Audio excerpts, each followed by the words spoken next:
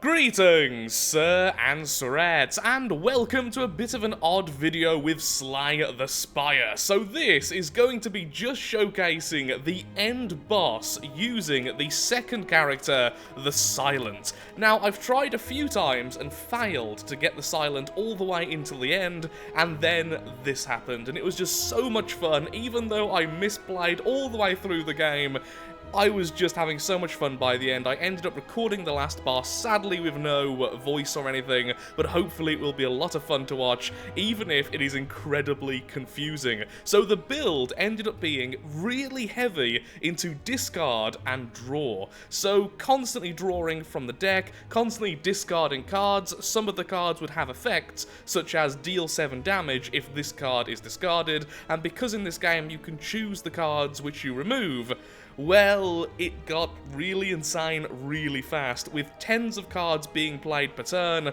and lots of bonus energy regeneration from some of those discards. It was just so enjoyable. So I really hope you all enjoy it, and I will be doing another run soon, because I'm now looking at other people's content, I'm now looking at guides and all the different builds you can make, and it is just amazing. I love the customizability of this game, and a bit of RNG really doesn't hurt, at least when it's done in this type of way. I'm also really looking forward to the third character, so I will be doing a video on that as well. So with that, thank you for listening to me ramble, and enjoy the game. Without me talking, maybe that's a good thing. Because it isn't immediately apparent how I actually won and how some of the effects were simply working, before we get into the footage, so a bit of a change of mind here, I'm just going to quickly go through the important relics I had and why they really helped me.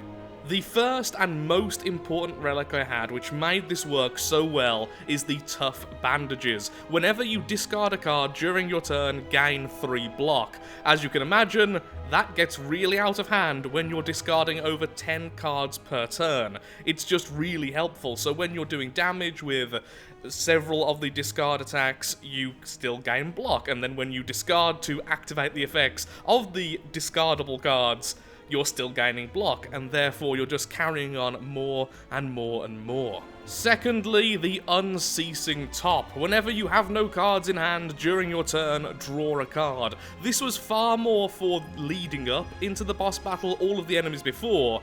That became really helpful really quickly. And then I had the Cursed Key and the Runic Dome, so I was also getting 2 bonus energy every turn, which enabled the combo to just carry on much further than it otherwise would. Honestly, the one thing I would do differently if I did this run again is I would remove a lot more of the basic cards a lot earlier on, so the strikes and the defends and stuff like that, so that we can keep on drawing all of the combo pieces more often, and then just carry on like that.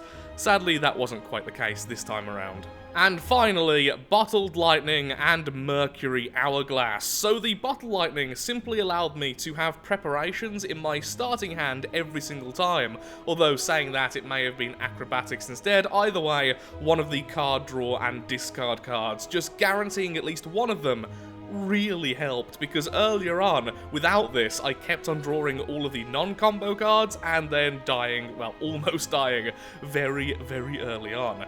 The Mercury Hourglass, although it doesn't sound very good, 3 damage each turn, it's not much.